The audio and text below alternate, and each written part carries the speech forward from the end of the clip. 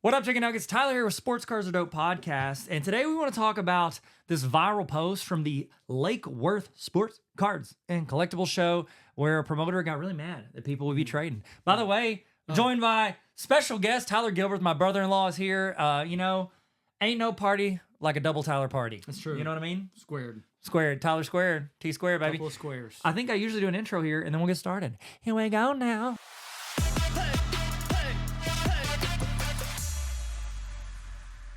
All right, so if you don't have any context for this, I'm going to read it, but if it's okay with you guys, this is a children's show. It's not really. It's for everybody, but I am going to keep it appropriate, so I'm going to, I'll just bleep out anything inappropriate that is in this post. This is a social media post, looks like to Facebook, and it's kind of gone viral in the hobby community, and it's from the Lake Worth Sports Cards and Collectibles show. The promoter there made this post on August 8th. That was a hot minute ago. It's a little while ago. Lots happened since then, but I guess it just gained some steam. Here's what he said, and I quote, "Good morning, everyone. Over the last few months, I have noticed an epidemic happening at card shows in South Florida." Off to a good start. Off to a good start. Yeah, actually. Epidemic. He's setting the scene for us, really. Epidemic in South Florida. There's always epidemic. A Florida man. Okay, sorry. Back to it. Here we go. It seems that a lot of people, by the way, he put a lot as one word. It's two words. A lot of people don't know that. I'm going to say that again. Sorry. I'm going to keep him distracted. I'm guessing it's riddled with crap. Oh, there's so, yeah. Okay. This is written by a 7th grader via text message. Here we go. It seems that a lot of people, not just kids, feel that they can walk into a card show with a box of cards, find another customer, and go up front and make deals without buying a table. I actually caught 2 guys buying and selling cards in the bathroom. It is a drug. It is. I do not give a blank how you reword it or explain it. When you come into a card show as a customer and think you can buy and sell to other customers, that is blank word stealing, all caps. That is all it is. Pieces of crap that want to win the lottery without buying a ticket. My dealers are paying for a table for the opportunity to buy and sell cards. And these blankers walk in here, pay nothing, and take sales away from my dealers. I talked this over with the Polish Club.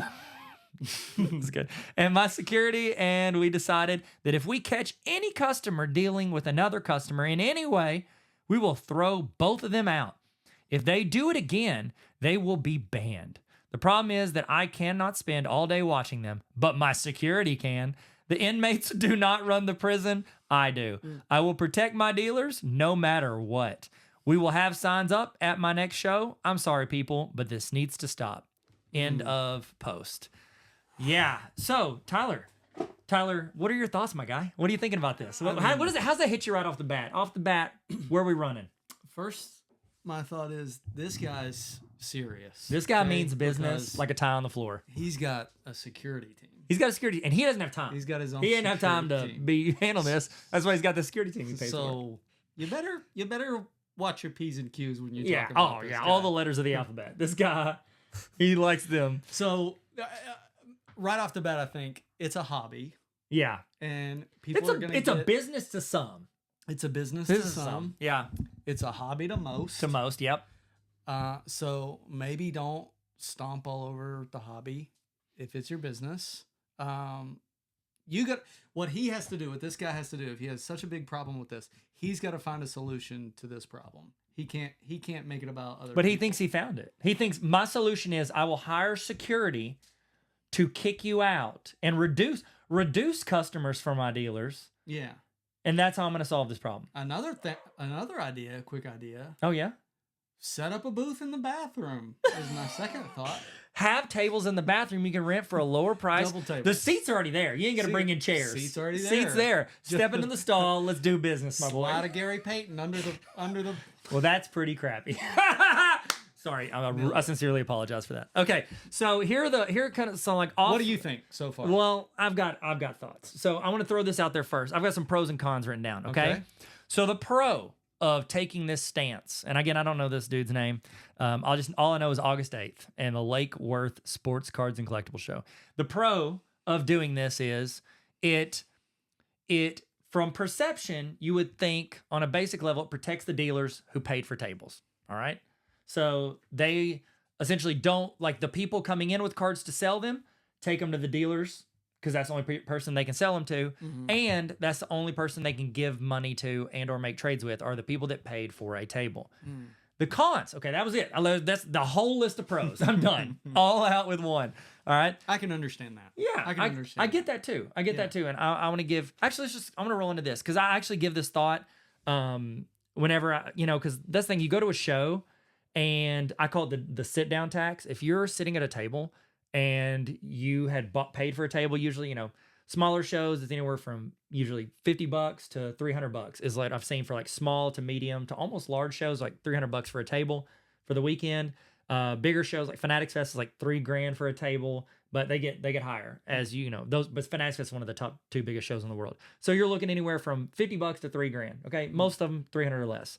And I've noticed when you go to those shows, if you're sitting behind a table, when you're buying, the rule of thumb is like I can buy your cards cheaper, like 60 to 80% if I'm sitting down behind a table. But if you're buying as you walk around as somebody who didn't buy a table, the best deal you're going to get is at best 80%, most of the time 90 to 100% of comps is what a lot of dealers do. And again, I call it the sit down tax. And like I understand where people are coming from when they're like, well, they paid for a table, they paid for a hotel, they paid for travel, they get all totally cool. Guess what? Everyone else there is paying for hotel, travel, unless they live near the show. They're paying for everything the exact same as the dealer, except the table. And so my reasoning that I always give is, okay, if your reason for you can, like the card's worth more because you have it versus me, once you make back the profit for your table, is it a level playing ground? Like, are we even? Are we even Stevens? Yeah. Shia LaBeouf? Are we even Stevens? No, we're not. You're going to keep making the most profit. I get that. And that's the thing now. That's the crazy thing about sports cards is everybody now. It's a bit like you might not have an LLC, but you walk around there's 10-year-old kids like selling cards for hundreds of dollars. That's true. Yeah. Like everybody's buying, selling. Like a lot of people are like very few. I would say less than 1% only buy and keep forever. Like even I am 90% collector. Like I have way more Jordan pools than any human should. But like I buy 90, I would say 97% of what I buy is to keep as long as I can. But then every now and then I go through my collection, I look at a card, I'm like, I'm willing to let this go, or I need to sell this to pay off, whatever card. Like a lot of people sell off stuff to buy new stuff or to buy things they love, even the most pure collector, if you will. And so like my thought would be like everybody in there is doing business. If you're not good at doing business, like if you can't cover your table plus more, like you shouldn't be sitting down. Yeah. Like that's my opinion. Like make it, if you're a dealer, if I'm a dealer, I want to be so good at what I'm doing, buying, selling, communicating, like, talking to people. I want to be so good. People want to do business with me. The best people that set up at shows, everybody knows them because they've done deals with them before. They've enjoyed the deals. They've made money. The other person's made money, and they're able to like make it work in however they do it. So people keep going back to them. Like that's what I've noticed. Like when you go to a card show, what is your perception of like, this is the person I want to do business with, this person I want to do deals with? Well, I do. There's a lot in there to unpack. I do think that's because I talked a lot. I didn't stop talking for a hot minute. I wish that you're right. There are 10-year-olds walking around and it's their business and they're finding ways to make money, which is great. I remember going to Walmart getting so jacked up when I was 10, opening that box. Yeah. And I think the nostalgia gets in the way of the business for me sometimes. Maybe less than 1% is true. Maybe that is. But I think that there are people out there that want to be nostalgic and open a pack of cards for that zap of, oh my goodness, what am I going to get? Yeah. I don't know. I could definitely be wrong. Well, but I love that part of it. Every person that's ever touched a basketball card, baseball card, a football card, every person has in their mind, I'm going to open this and there's going to be a Jordan. It's going to be worth it. Whether I keep it or sell it, like I just knowing what it's worth is something special. And so it's like at these shows, I feel like what you're doing is you're telling like a good portion of people like, hey, you can only do that with people I choose. And again, I get that your dealers paid for tables, but from what I can see, all this is it's turning other people away from wanting to go to your show, Yeah, which absolutely does it not is. help your dealers Yeah. because there's now less people at the shows. And I'll be honest, the people that when I go to shows, the people that spend the most money with dealers who buy tables are the ones who I see later in the show sitting down doing deals with other people, like randomly in there. Like, you're cutting out people who I think are your main customers for these dealers. So I actually made a list of the cons. So we had the pros, which is the dealers feel protected. Okay. Wow. Good job, buddy. All right. The cons, I think this sports card hobby thrives off of like organic connections, and you are now forcing certain connections. You're forcing certain conversations. It also limits the collector who maybe couldn't afford a table. Like I wanted to come in, sell some stuff. I'm getting ripped off by the dudes at the tables. There's another guy that's willing to pay more. Then that's more money I could go spend at a table. Like I've seen, this is one of the best ideas I've seen for card shows. People that set up the shows, they'll have a table right at the front that says, we'll buy any cards you bring in. Now, granted, they could buy for 40% if they think it's worthless, or whatever. But if somebody in that way, like the people, as soon as they walk in, they can dump all their cards and then they can use that money at the other tables. Now, I've seen some dealers didn't like this because I know a lot of dealers, they use most card shows to buy. They see people walk up, they know they're going to get a better margin because they're sitting down. Like it's an understood thing in the hobby. Another one of the cons is it comes across very Darth Vader-y. Like very like my way, and also like his language in it. Like you can tell a lot about somebody by what they're willing to put out on the internet. And I'm just like, okay, you told me a lot about who you are, and I'm good. I'm good. So I don't know. What are your like? Would you, if you're a dealer and the guy that did the show came out with that, like what would you be thinking? Well, I do think the card shows that I've been to, I get really upset with dealers that like they stand at the table and they look like security guards themselves. Yeah. Like if I'm wanting to sell stuff, don't you want to be inviting? Don't you want to Feel comfortable? Yeah, make everybody feel comfortable. Yeah. Not like just the super old guys that are going to spend money. Like make everybody feel comfortable. Yeah, make it feel like a warm hug. Like you're just or snuggled happy. up. Well, why would you go to something fun, something like that really bothers me whenever dealers sit there and they're just mean mug or stand with their arms crossed, just like they're mad to be there. Yeah. I don't understand that. Yeah, I don't either. And that's the thing too. Like, did I answer your question? I don't know if I absolutely, did. you nailed it. Okay. A+. Your blue book is filled out and you get 100. I'm serious, that was so good. No, that's the thing. Like when I go to shows, like I know immediately, like after literally 2 to 3 sentences, I know if I vibe with a dealer. Like as soon as I ask them about a couple cards, however they justify their comps, however they talk about what it's worth, and then I look up comps and I like, hey, sometimes if I'm like really interested, I'm like, do you mess with comps or how do you feel about it? Their response says a lot. If I want to stay there, the problem is dealers have fun with that. Yeah, please, be chill. But it's a business. I gotta make money. That's fine. You can do both. Yeah. Oh, so good, Tyler. You do both. But then I every try. day. I try.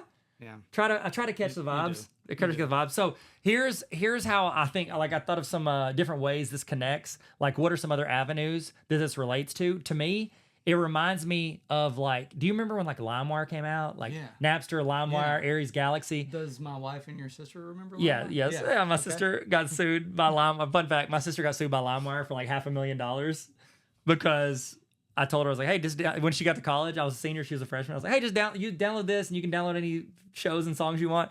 And she didn't know the rule was you're supposed to dump them into a folder out of there, don't share them, and you don't get caught. Well, she didn't. And so she got fined $500,000 or sued for $500,000 from LimeWire. So she settled it out of court for like what, $4,000, $5,000? I think it was $4,000. Yeah, $4,000. They were suing college kids and grandmas. Good job, LimeWire. Where are they at today? No, not LimeWire. LimeWire didn't sue. LimeWire is the people that they're suing through. The people that sued were the company. Was it, Lars from Metallica? Lars from Metallica. Yeah, the Metallica dude. He was super unpleasant about all that. Yeah. Dude, so this reminds me of like TikTok music creators. Okay. Like was it Connor Price and all them? Like they're just out there, independent creators making stuff. Versus like these big like music corporations, like you got to sign with a label, you got to let it like Taylor's version. You know what I'm saying? Like they're like, you got to sign with us. They're like, no, watch how many streams I get away from you. Like that's what it reminds me of. And it's like this dude represents. He's Lars. He's the label. He's Lars and the Real Girl from Metallica. That's what it reminds me of. And or here's the deal too. Like even think of this, like Nike. Like Nike could throw a fit. What is this, StockX? Y'all are selling our shoes aftermarket and you're making more money on this resale than we are at the drop. Like, here's the deal. Like when StockX came out, it expanded the shoe industry by like literal like billions of dollars because it made it this whole cultural phenomenon. Like that's what we have right now in sports cards. And if you try to shut it down, how about this? What if Fanatics or Panini went into his show and said, "You're selling our cards aftermarket. These dealers got to get out of here. You can only sell visual from Panini." Like, at what level? Like, okay, so the middleman that buys a table gets it. Like, I personally, I'm just gonna give him. Let's give our opinions. My opinion: this dude's completely insane. Like, this is ridiculous, and you are creating a vibe, an unhealthy vibe that is going to essentially. I would be surprised if this card show is still around with this same promoter in 3 years. I would be highly surprised. You can pay your dealers and then they're just going to be buying from each other if you allow that, which I don't know if he does because he sounds like a psychopath. That's my opinion. What's your opinion? I don't want to hang out with the guy. I'll tell you this. He's not coming to my bar mitzvah. Is that, when do we have that? I think it's past. I'm going to have to Google this. I'm going to chat GPT this. I don't know. 13, 14, somewhere. A lot of people, because my hair is curly, a lot of people think I know the answers to these things. You know the answers to a lot of things. I'll tell you this right now. Yeah. You're like my Scantron, bro. That was weird. Is that weird? No, that sounds a little weird. I like it. Saying you're my Scantron. I like it. Dude, thanks for being on the pod. Look at us. Hey, yeah, we're here. We're doing it. We're doing it. We've been talking about doing this forever together, and now look at us. Couple of Tylers. We're doing it. Yeah. And it's fun. It is fun. Hey, prayers up for this promoter. He's going to need it. You know what I mean? Just let the Holy Spirit work through you, bro. I don't see how he makes, unless it's just a room full of dealers and think about, this is a scenario that popped in my mind. Take me there. What if those kids in the bathroom that were doing deals? Yeah, just doing them deals. What if they're like the popular kids at their high school and they go, "Hey, look, don't go over here to this guy. This guy, he makes social media posts with all caps. He pops up the next show in, however many months, and there's nobody there. There's no high school guys there. No. They're like, No, bathroom boys are out. Danny V told us. Danny V with the white vans. Charles Westgate told us. God, are those cool kids from your high school? No. Oh, okay. No, I don't know the cool. Who's the coolest kid at your high school? Shout out cool kids from high schools. Shout out all the cool kids in high school. It's all. Why is their name always like Skylar? It's always something like kind of creative. Or is it Tyler? Oh shoot! There we did. We brought it together. I don't know. Tyler for the dub. I've been out of high school for a hot minute. No, that's for real. Thanks so much for being on here, dude. I appreciate it. Yeah. Thank you guys so much for listening. Thank you more than great. Than this. We should record a couple more right after this and then post them spread out over time. Deal. Yeah. Don't forget to like and subscribe. Like and subscribe. By the way, we got merch. Sportscardsardope.com. Cool. Do you like this? You love this? This is the first time I've ever talked about it, I think, on the pod. Look at that. Look at this. Oh my gosh. It's got a chicken nugget. It smells like a shirt. Yeah, it's got a chicken nugget on it. You can't see it. It's not good for audio, but it does smell like a shirt. I know. It smells nice. Yeah, it was made in Shirts, USA. Okay. Yeah, a lot of people don't know that. Shirts. We're talking about shirts. All right. Thank you guys so much for listening. I appreciate it. Sports cards are dope. So are you. Thanks, Tyler. Go watch some monster trucks, too. What was that from? Nailed it. First try. Later.